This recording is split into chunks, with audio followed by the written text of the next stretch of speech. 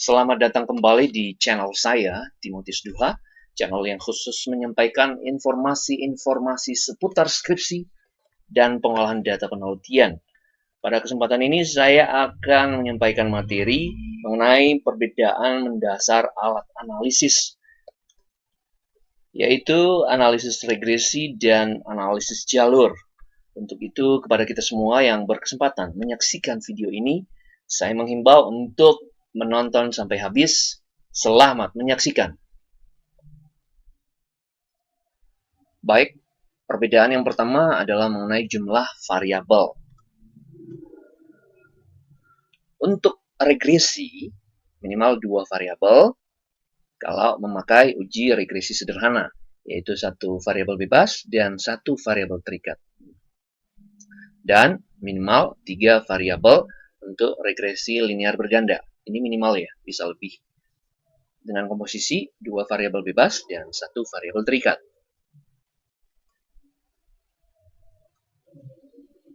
Ya, sementara untuk analisis jalur, jumlah variabelnya itu minimal 3. Tetapi bisa mencapai 100 variabel hingga 1000 indikator.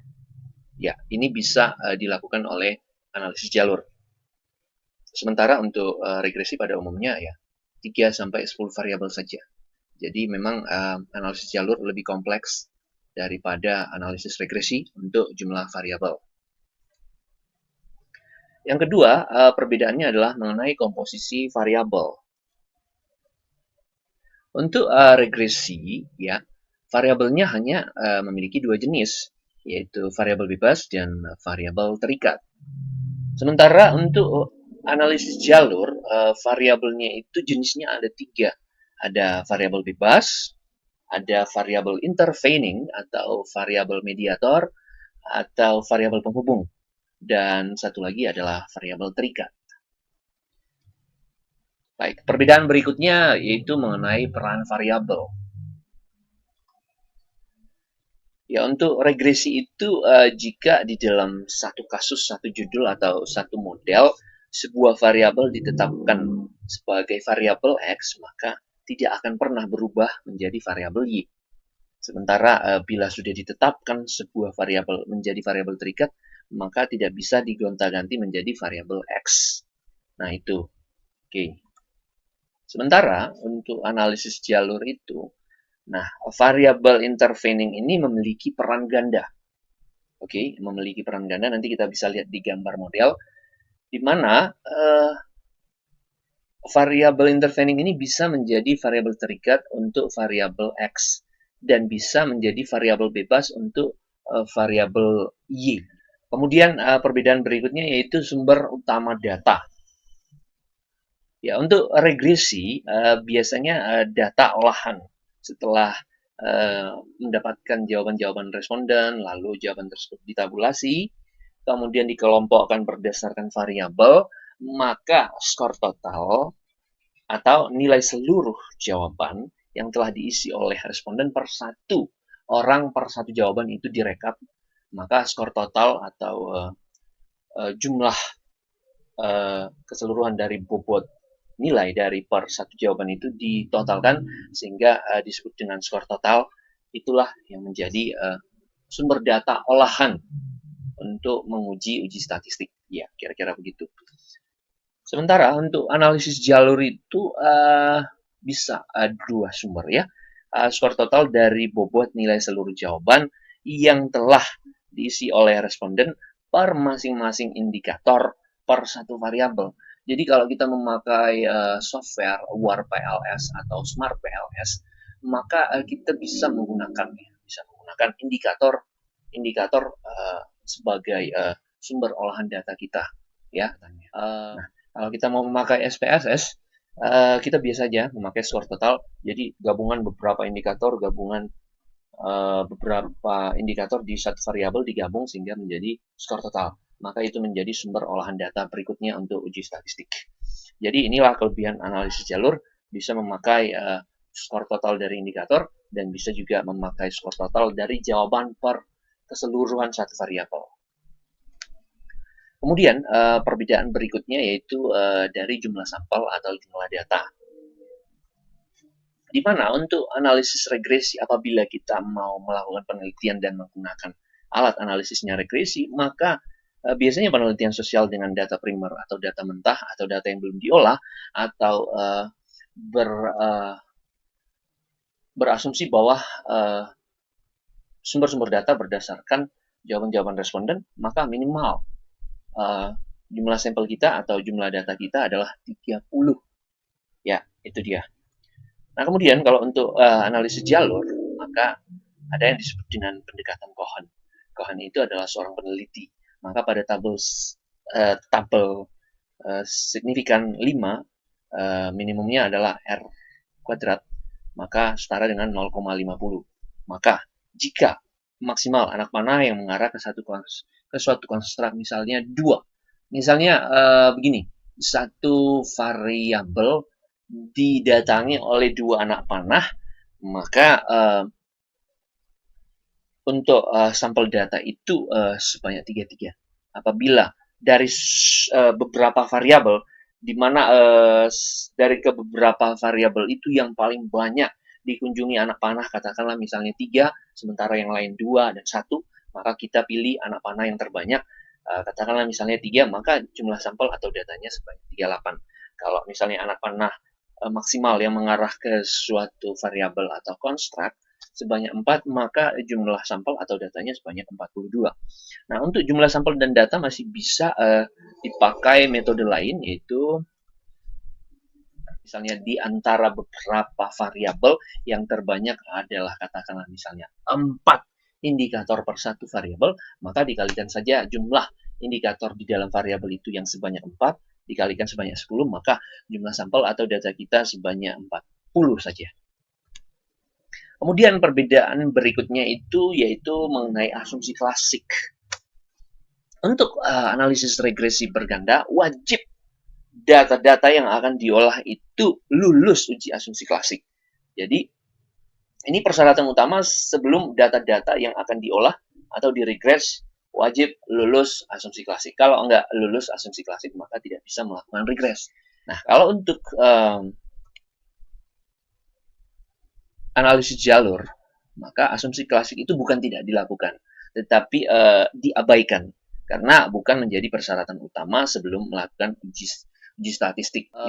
Di analisis jalur itu tidak mencari kesalahan-kesalahan atau penyakit-penyakit regresi. Ya, jadi dia bisa menetralisir kesalahan-kesalahan kecil sehingga data tersebut bisa diujikan, uji langsung, tidak langsung, dan uji total. Jadi kira-kira begitu. Kemudian perbedaan berikutnya adalah uji statistik ya. Oke, kalau untuk regresi ya, kita memakai uji T ya, untuk regresi linear sederhana. Kalau untuk regresi linear berganda, maka dia kan berganda, cabang 2, maka cabangnya itu satu yang ke uji T atau parsial, satu yang ke uji F atau simultan. Oke, kemudian kalau untuk analisis jalur, maka uji statistiknya itu ada 3, yaitu uji langsung, ya ini uji T ya, dari satu variabel ke satu variabel tanpa melewati variabel yang lain. Sementara uji tidak langsung itu adalah uji yang dilakukan untuk menguji pengaruh dari satu variabel ke variabel yang lain dengan melewati satu atau 2 atau lebih variabel penghubung atau variabel intervening.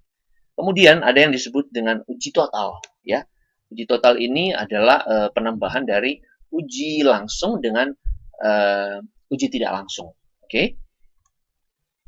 Baik, selanjutnya perbedaan berikutnya adalah mengenai koefisien determinasi atau R kuadrat. Kalau untuk regresi, pencarian R kuadrat itu hanya dilakukan 1 kali per satu kasus. Jadi satu judul R kuadratnya cuma 1. Satu penelitian 1 R kuadratnya.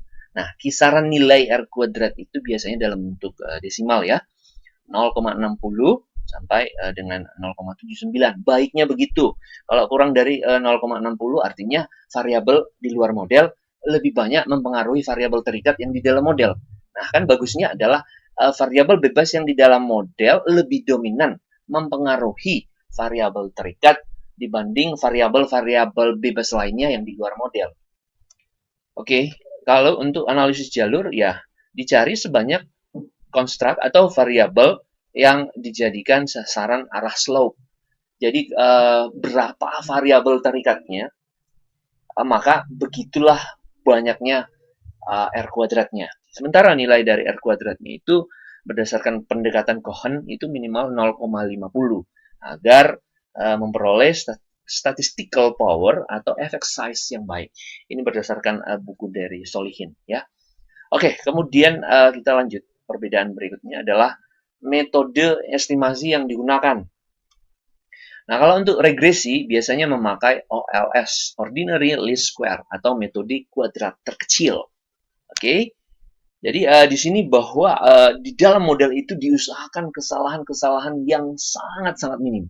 Jadi diupayakan di regresi itu tidak terjadi kesalahannya. Oke, sementara untuk analisis jalur yaitu partial least square ya. Jadi partial least square ini lebih moderat, jadi tidak mempertimbangkan kesalahan-kesalahan di dalam satu model, tetapi mengupayakan bagaimana peran sebuah konstruk ya, konstruk yang memediasi antara satu variabel bebas dengan variabel terikat.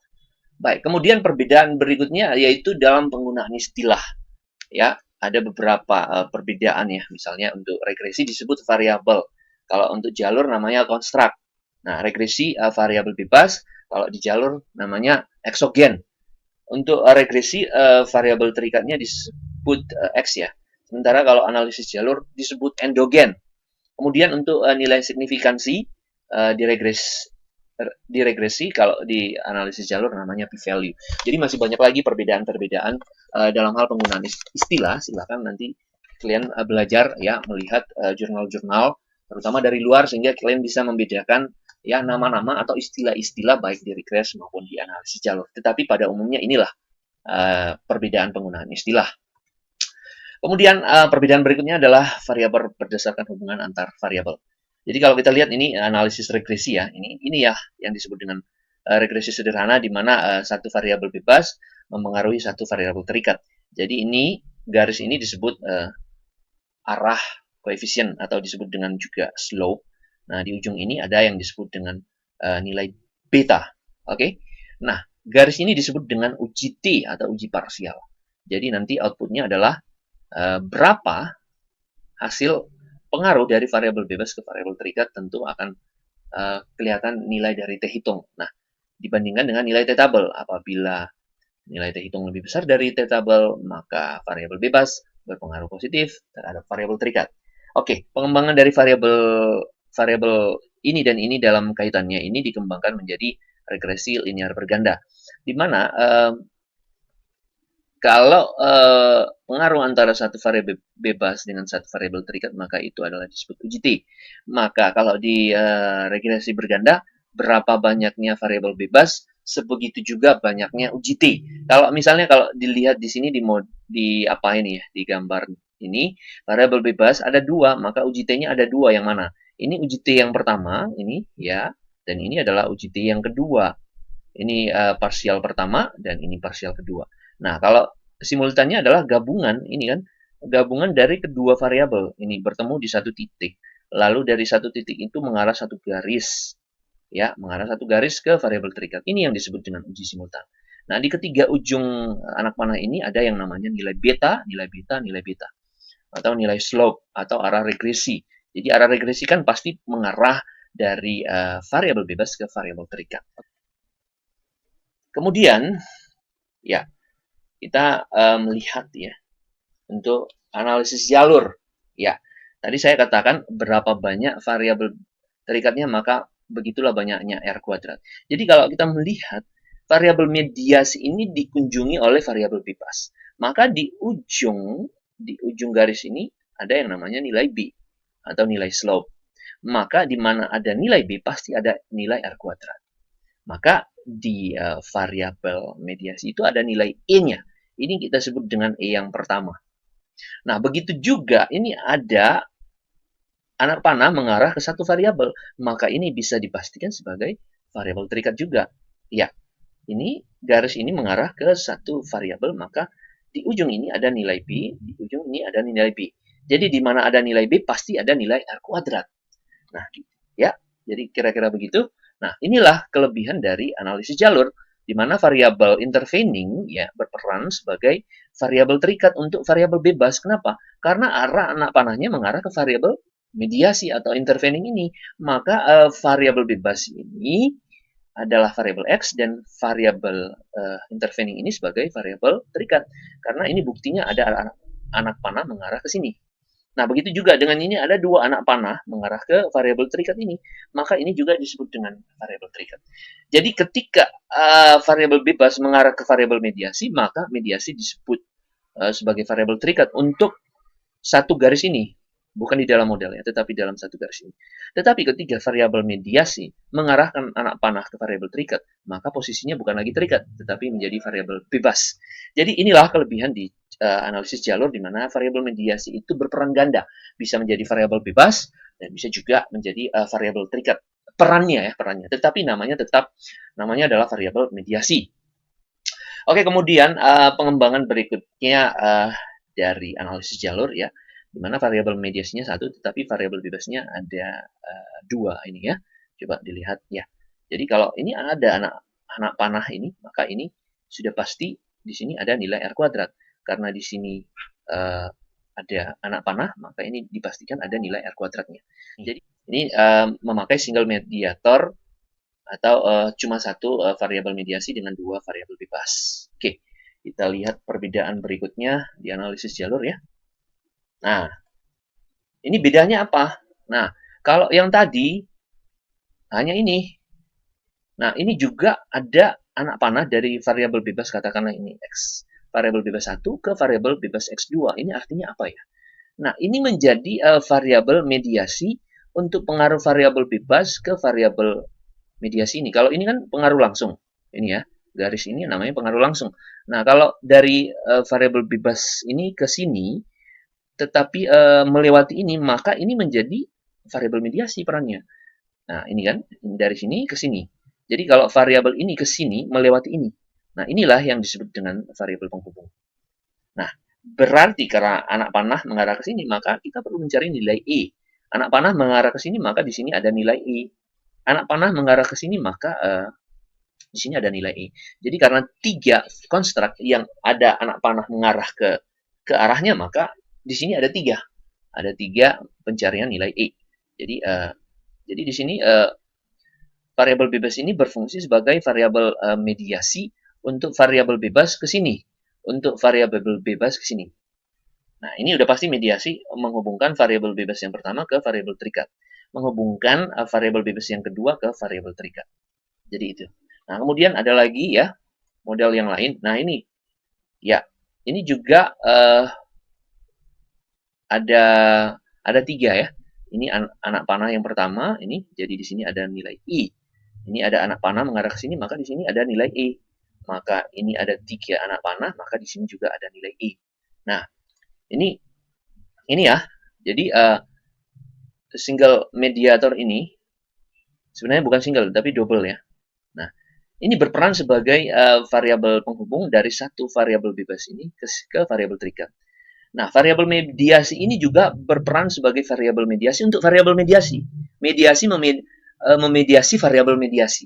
Jadi dari sini kita ke sini melewati ini. Jadi akhirnya ke sini. Sedangkan pengaruh langsung variabel mediasi ini ke terikat adalah arah garis ini.